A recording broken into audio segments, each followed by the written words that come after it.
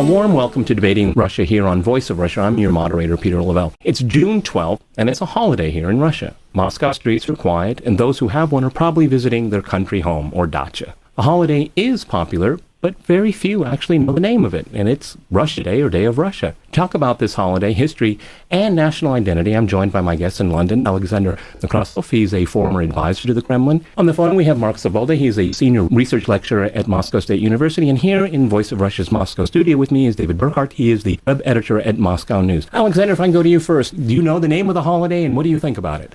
Well, I mean, we all know the name of the holiday, Independence Day, but most people don't understand what it's about because it was basically an artificial holiday created by Yeltsin and his people because they wanted to show that Russia is entering a new stage, an independent stage where it's a nation which has sort of cut off its links with the past, with the Soviet Union past, and so on and so on. And the reason why people don't really associate it with a holiday, like for example, the 21st of June is not an official holiday, but everybody knows it in Russia. It's the day when Germany attacked the Soviet Union. So that's a big day in everybody's family. But 12th of June, they just go to the dachas, as you mentioned before, and, have a good day. Okay. David, you're sitting right next to me. You almost fell out of your chair. Go ahead. There's a phrase there that just got hold of me. Independence Day. What is Russia independent of? Itself? It's Day of Russia, which is has to do with the Constitution, actually, not any type of independence whatsoever from any other state. Okay, Mark, you want to jump in? Yes, I think the confusion about the holiday was evidenced exactly by Alexander, a Russian citizen, who identified today's day as Independence Day. Today is not Independence Day in Russia. Today is the Day of Russia in Russia. The name of the day was actually changed in 2002, and there is quite a large percent of Russians who still don't even know what the day is called. According to the recent Levada poll, only 40% of Russians actually know the day of today's holiday, and 36% of Russians, like Alexander, think it's still called Independence Day. So obviously there is some confusion, and as David rightly brought up, we don't know what independence originally came from, and the supposed rationale for the name today, Russian national sovereignty, also confuses Russians, because as far as Russians are concerned, Russia is just the third incarnation, previously an empire, then the Soviet Union, and now Russia, and has always had its sovereignty. So the day causes some confusion, and yes, they end up mostly at their dachas eating barbecue. Alexander, if I can go to you, I don't want to criticize you for calling it Independence Day because almost everybody I know calls it Independence Day. So why do you think it has happened? Why do people call it something that it isn't? Go ahead. Well, initially it was the idea that Russia, sort of in an attempt to cut from the Soviet past, that was the main idea behind the whole holiday. And that's why everybody will still call it Independence Day, because Day of Russia is meaningless. What is a Day of Russia? You can call any day a Day of Russia. So this was a bad idea to change the name and so on.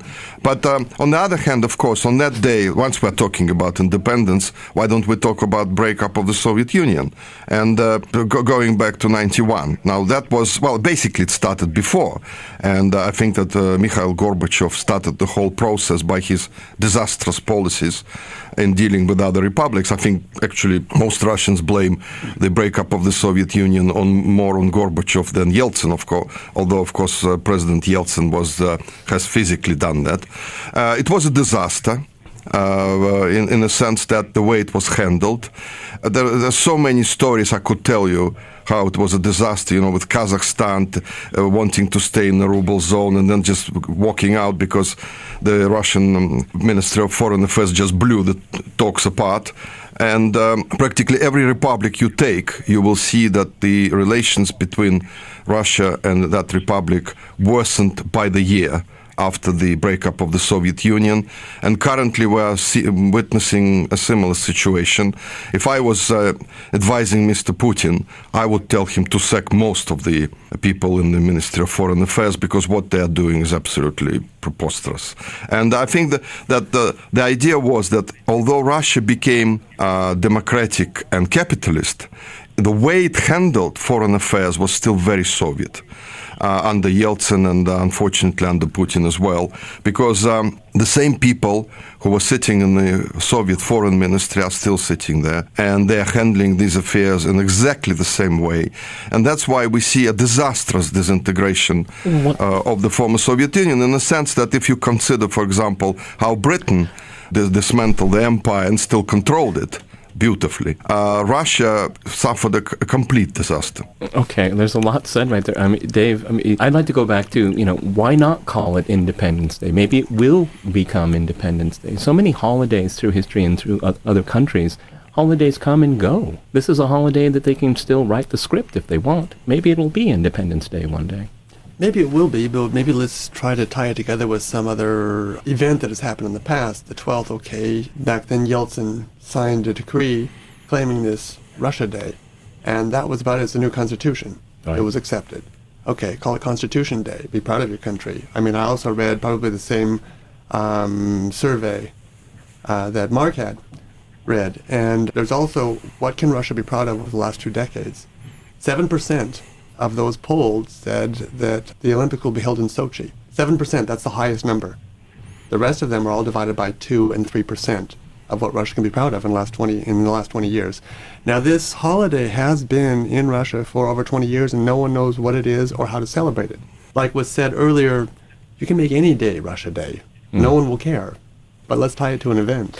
Mark, if I can go to you, maybe one of the reasons why this holiday is having a hard time getting some traction is because, it was envisioned in the 1990s, and most people don't have anything really good to say about the 1990s in Russia. Yes, I think that's correct. The 1990s is regarded today in Russia as a time of absolute catastrophe. Economically, it was the equivalent of 2 Great Depressions in many terms. We're talking up to $10 trillion of capital flight left the country. Many people were unemployed. Many state services collapsed, and so on. And there was civil war in many parts of what was the Soviet Union, Tajikistan, Armenia, Azerbaijan, in Georgia, that many people forget about in belief that the breakup was completely peaceful, which it wasn't. It was unfortunately quite traumatic for almost all of the former Soviet Union. But getting on to what the day can become, if not a day of independence, I certainly wouldn't support the idea of going back to the name of a day of independence, because, as has been noted, Russia was seen as the core state of the Soviet Union, so we can't really have independence from ourselves. But as a Russia Day, I think we will see the day become a day of generic patriotism, celebration of country, much like Independence Day is actually celebrated in the U.S., where it is a day of fireworks, picnics, and waving the flag. Although it actually celebrates independence from the British Empire, most Americans, when they actually think about the day, don't think in terms of independence. Britain has been the United States' friend for so long that we don't see any such divide. So we will see it become a day of patriotism. Alexander, you were saying earlier about the breakup of the Soviet Union. I mean, I've lived in Russia for 15 years, and I really don't hear people lamenting, the Georgians are not in some kind of union with Russia, or the Ukrainians are in some kind of union with... no one talks about that. As a matter of fact, I think most people say, let them have their own problems, because we are on our own path right now. So, I think maybe what you said is kind of overstated, because most people don't think about the former Soviet Union all that much, unless you have probably family there. Well, the problem was that when Yeltsin agreed the terms of splitting the Soviet Union, he completely ignored the fact that there were so many Russians living in those republics. Now, that was a complete disaster. I think it was actually criminal in a sense, because he ignored these people in Kazakhstan and other big republics, and they suddenly found themselves to be in a hostile territory. They had to change their passports. They had to suddenly feel that they are under pressure, and basically some of them were told to leave. So that was part of the big mistake. Secondly, in a sense, yes, Russians were relieved that they did not have to support those republics anymore, because in the West it's not known, but Russia was supplying all these republics, for example, with oil practically for nothing. Oil, gas, and so on. And that's why so many of these republics, when they suddenly became independent, they started screaming that we are not going to pay the market prices, because we are used to this situation which existed for decades. So in this sense, Russia was basically benefiting because it did not have to support 14 countries, basically. But it's the way the breakup happened and the way Russia lost its influence in all of these republics. That is the disaster which we will be talking about for decades, because the conflicts that happened and are going to happen, and even the war in Georgia, this is the result of that disastrous plan of disintegration of the empire. And I think that, that's why, the reason why, for example, Gorbachev is so unpopular in his country that he decided to celebrate his 80th birthday in London rather than in Moscow, because he is seen as the main culprit in starting this disintegration without trying to negotiate things, properly.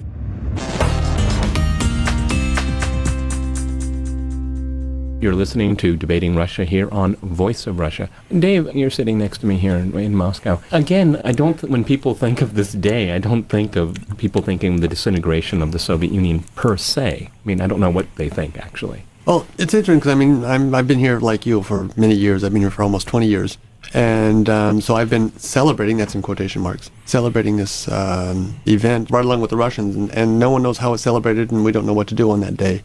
It's not like one of those days in the May days or New Year's Eve when you get prepared for something like that. It's just a day off. Well, there's nothing wrong with that. There's nothing wrong with that, but let's do it in September also. Let's have 2 days of Russia Day. I think that'd be much better. 2 free days.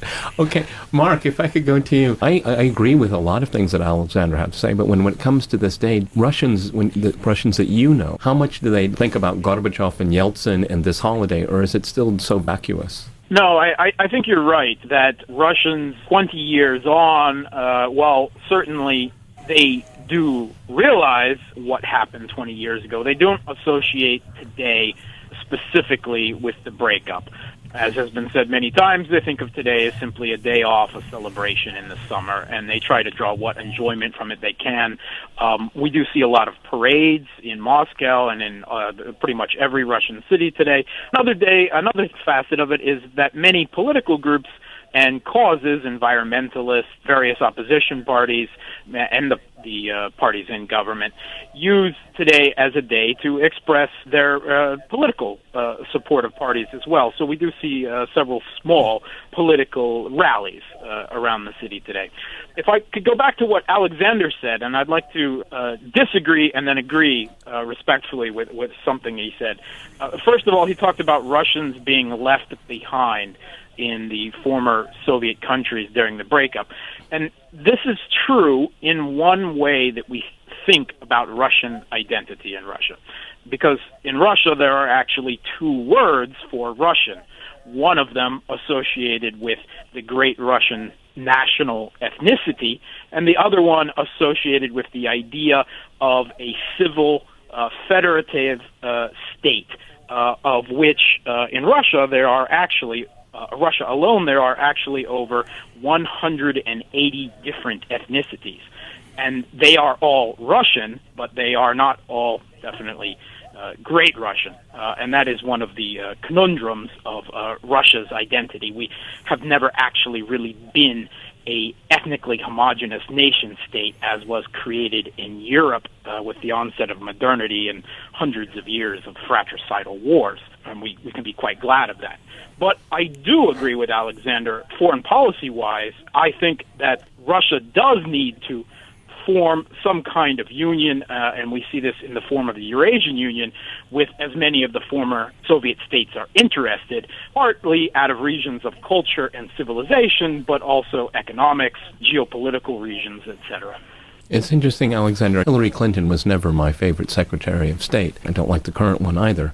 But she was talking about how Russia was rebuilding, reconstructing the Soviet Union, in which, of course, as David sitting next to me pointed out, the Soviet Union cost Russia enormously. You even said this on this program. So, I mean, can you reflect on what Mark had to say? I mean, there's still enough commonalities with the neighborhood, if I can leave it at that. Well, first of all, about Hillary, that's not just Hillary Clinton saying that. A lot of Western analysts and commentators are sometimes, saying things like, oh, Russia wants to revive the Soviet Empire, which is impossible. Everybody knows that it's impossible.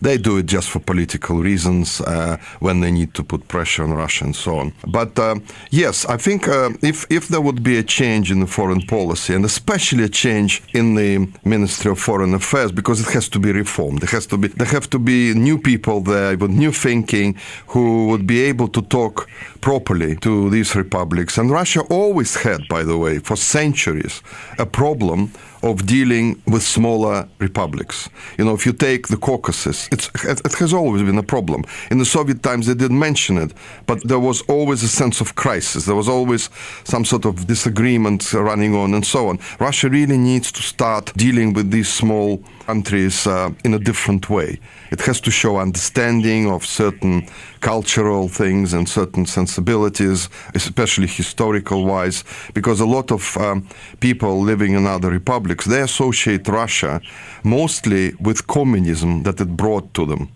And obviously nobody was very happy about that. It's the same basically as in Eastern Europe, that many of the countries think that Russia was an aggressor that brought them this dictatorship, communist dictatorship. What they don't understand, and what Westerners don't understand, is that Russian people were the victims of that system.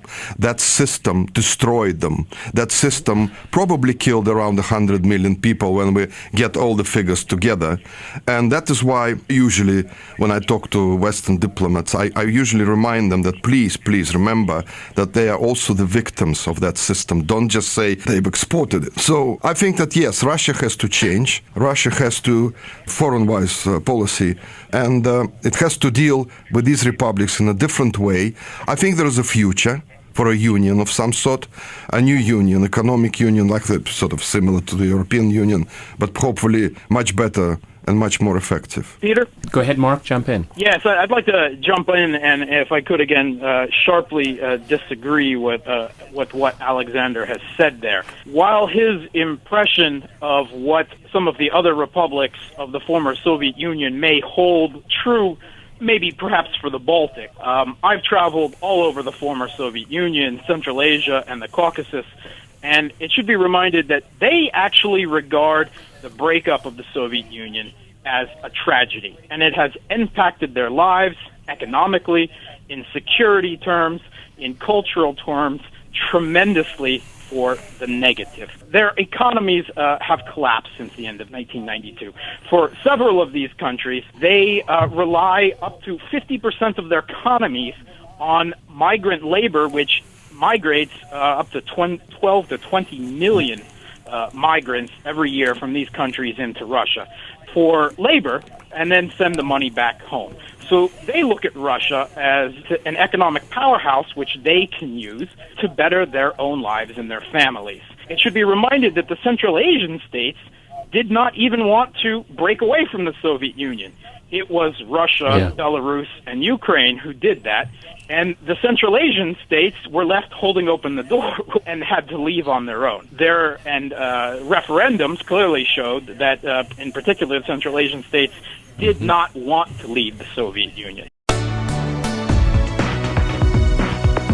You're listening to Debating Russia here on Voice of Russia. I'm your moderator, Peter Lavelle. Mark is kind of bringing the conversation exactly where I wanted to go.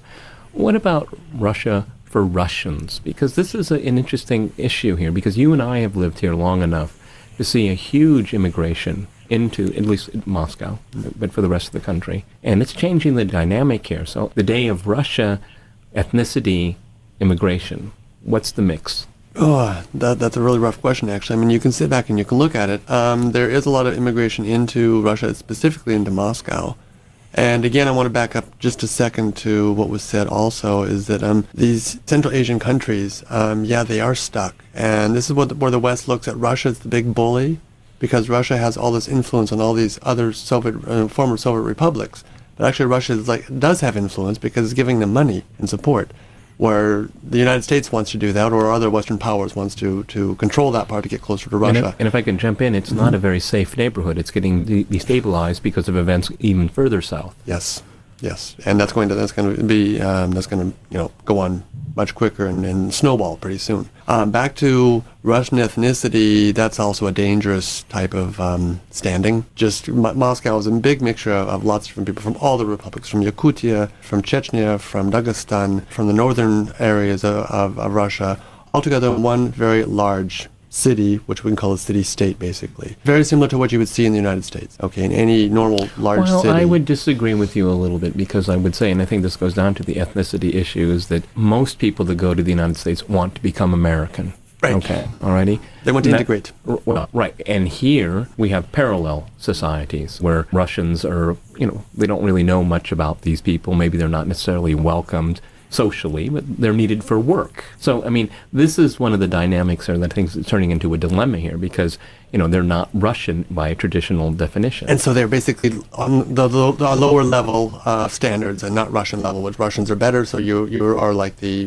labor that we will use and utilize all the time. And you'll never be able to integrate. And you send the money back home. Right, which angers the Russians. Alexander, what do you think about that? Because when this holiday came into being, I think there was a nationalist idea behind it. I mean, that's kind of dangerous in a multicultural society like Russia. Well, it's when you say it's dangerous, I personally disagree with people who claim that Russian nationalism is on the rise and it's a danger because all those extreme groups are appearing and so on. I don't think so. I don't think it's a danger. I don't think that sort of this extreme, we're talking about extreme nationalism, is on the rise. I think actually, because if you look through Europe, and even in Britain, for example, which was always a tolerant society, the tension here has grown to absolutely extraordinary levels now, and all that tolerance is absolutely vanished. The authorities are trying to revive that so-called multiculturalism, which is dead already. In Russia, it's much less acute. Some of the Western reporters are showing those youths or people, marching around and shouting slogans and so on. But this is a tiny, tiny minority, and I can tell you that it probably comes from the Soviet times. I remember I lived in Russia in the Soviet times.